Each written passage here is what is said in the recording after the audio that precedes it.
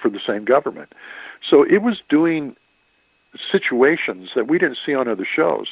But you watch that episode. Everybody, go watch Cup of Kindness tonight. Excellent episode.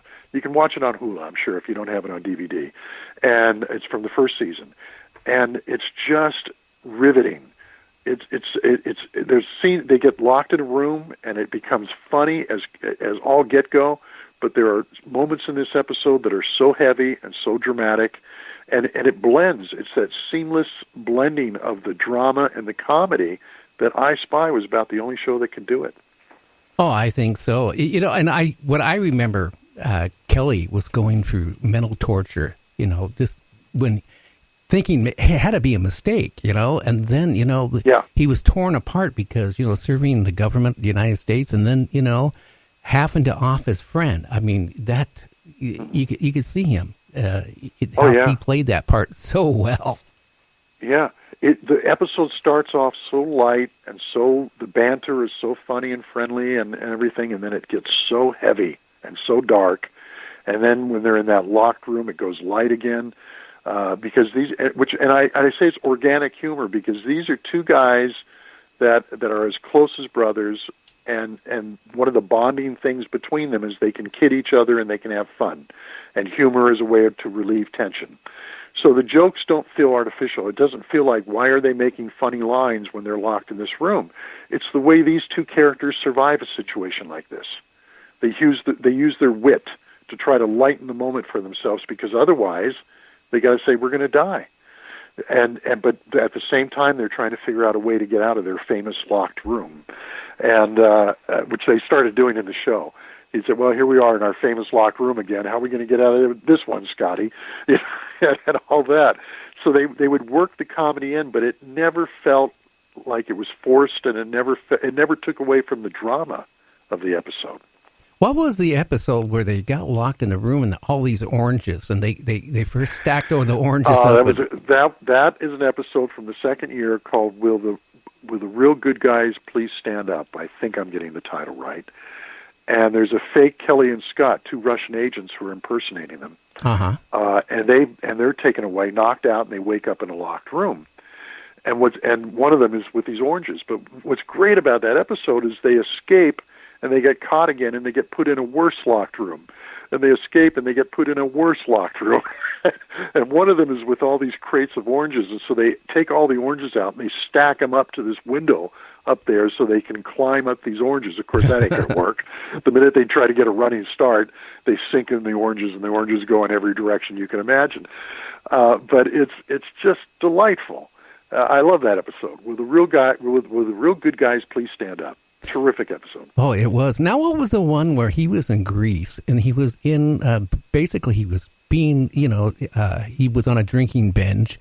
They spiked his alcohol, and basically was brainwashing him, and I'm trying to remember that episode, but that was beautiful scenery on that one. The Lotus Eater. Yeah. It was filmed in the Greek islands, the entire episode. See, what they would do, the formula is they would go to a country to do 8 episodes, and they would film 2 or 3 of them in their entirety in that country, and the other ones they would film maybe half the episode there, and they would come back and do stuff in the studio. And you would say, well, why not just film all of them over there? Well, because they couldn't fly over all the guest stars.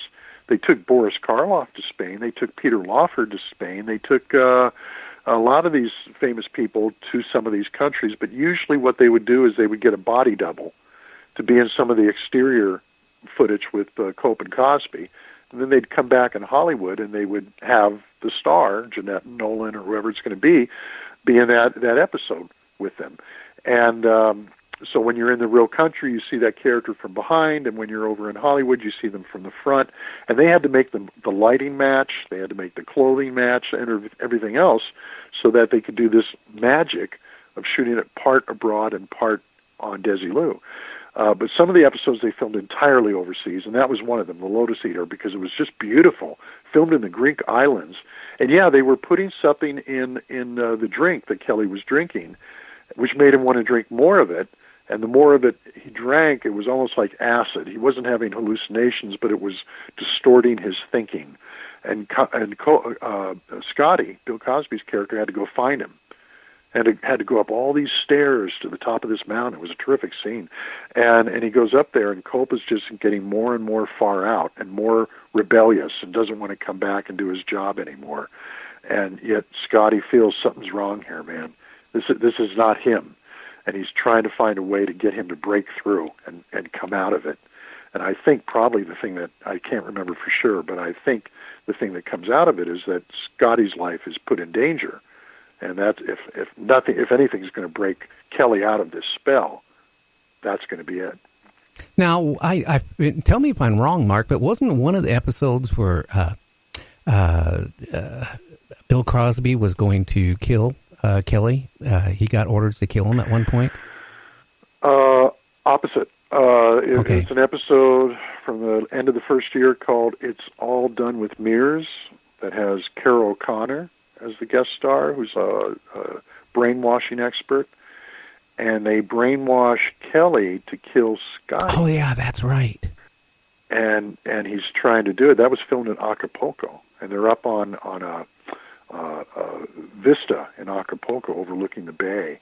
And Kelly pulls the gun out, and he's trying to kill Scotty, and Scotty's just standing there, and Kelly says, "Turn around."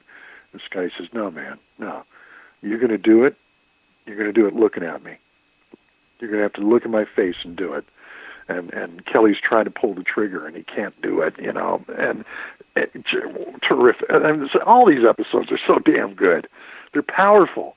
I mean, they have funny scenes, they have dramatic scenes, but they're powerful. And that's why I said at the beginning of our conversation, Culp was like that. He had his heavy side, his very serious side, the artist, the method actor, the writer, and he had his very light Kelly Robinson type of a side. When I say Kelly Robinson, I mean the one we remember most, with all the funny banter. And so there was those two sides of his personality, and there were two sides of Kelly Robinson's personality. Cosby's character was pretty consistent through the show. He was the more stable of the two. There were a few episodes where his character got a little out of line too, but usually he was the more stable of the two, and it was Kelly who could go from hot to cold. Oh, Kelly was a very dangerous guy. Kelly was very lucky to have Scotty as a partner. You watch that show, you watch the course of those 80-something episodes, and you get the feeling that Scotty was the more grounded of the two. And if it wasn't for him, Kelly probably would have left the service by now and taken off with some woman, or he would have ended up dead or whatever, because Kelly could come unglued a little more easily. Well, I think his emotions made a great part for Culp to play. Yeah, because his emotions would come out, Again, where he was assigned to kill his old friend, instructor. It was a lot of episodes where he, friends or whatever, he had to make the decision if something was going to happen to him or whatever.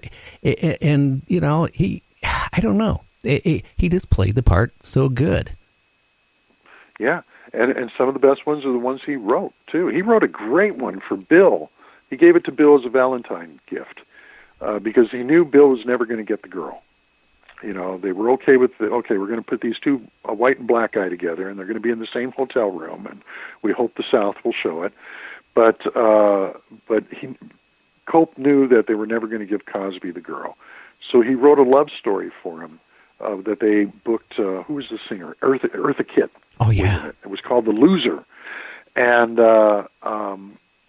you never see Cosby and Eartha Kitt kiss, but it's kind of a love story in a way, because Cosby feels for her character and he tries to save her, but he can't because she's self-destructive.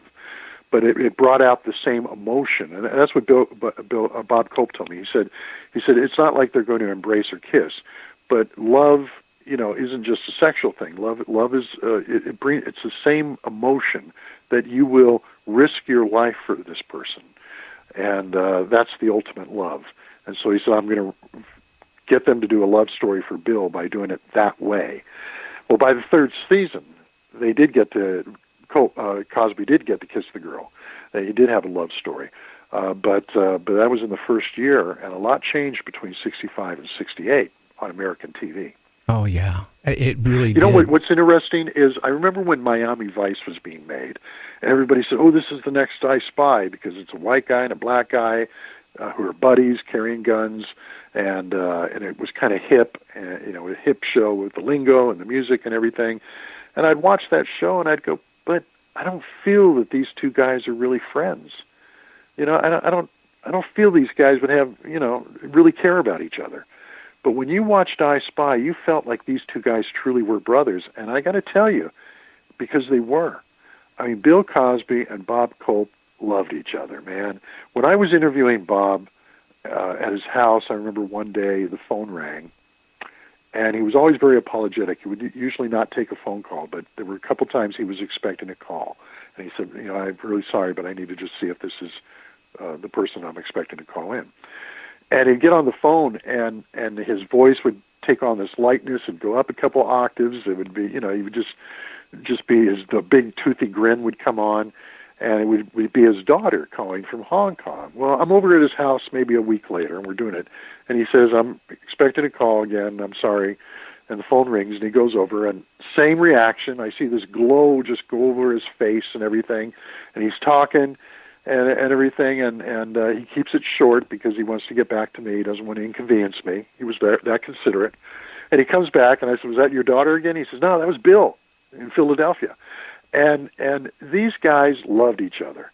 I mean, the same reaction he had when his daughter called from Hong Kong was the reaction he had when Bill Cosby called from Philadelphia. And this is, about 12 years ago when I was doing that book. And these guys just really were brothers. They cared about each other. And that's what you feel when you watch this show. And that's why I say this show did an amazing thing for civil rights in this country in that era. It's a shame. We've almost taken a lot of steps backward now with the country being so divided in so many different ways. But in the 60s, when so much was going on and cities were on fire and everything, this show was a great healing thing for a lot of people around the country. It probably saved a lot of lives, and it probably allowed a lot of people to have friendships they would not have otherwise had. And this is where a TV show can change the world. Oh, I think I Spy did change the world. Oh, I did. And, it certainly changed TV. We wouldn't have had a lot of shows, black-oriented shows that started appearing in the late 60s and the 70s, even like the Jeffersons and all these type of shows. If it wouldn't have been for I Spy, you probably wouldn't have seen them. Well, Star Trek came on the year after I Spy. And you would not have had the interracial casting that you saw in Star Trek. Or the Kiss. Gene Roddenberry. Or the Kiss. But I Spy premiered the year before, and that opened the doors. So we could have Nichelle Nichols as Lieutenant Uhura and George Takei as Sulu, and a Vulcan on the show too, because now the ice had been broken. They had broken through the barriers, and now Mission Impossible comes on, and Greg Morris is in the show, and on, and then you have Room 222 and Julia and Mod Squad with Clarence Williams as a member of that team. None of this would have happened 3 years before. Oh no! You didn't have that mix on television, so it changed television, and TV changes the world, because what we see on TV and in the movies, we imitate. So now you're seeing these two guys, one white, one black, who are like brothers. And now I remember I was in high school. I was in grade school when I Spy started, but I was in high school, and it was still in reruns, and it was still very popular. And this black kid came over to me, and we started talking. We became friends. But he said something interesting to me a while after that. He said, "I got to tell you something. I probably wouldn't have even walked over and introduced myself to you if it wasn't for this TV show I watched." And I said, "I Spy?" And he said, "Yeah." And he said, "That's what made me feel like I could be friends with a white guy." And so that's happening all over the country back then. It really changed a lot. It not only changed the shows that followed, but it changed a lot of people. And Star Trek did the same thing a year later. I mean, those are two shows that I think did change the world in a lot of ways. Star Trek brought a lot of technology into the world that people saw on that show and then found ways to really make it happen, like the cell phone and all this stuff. And so even people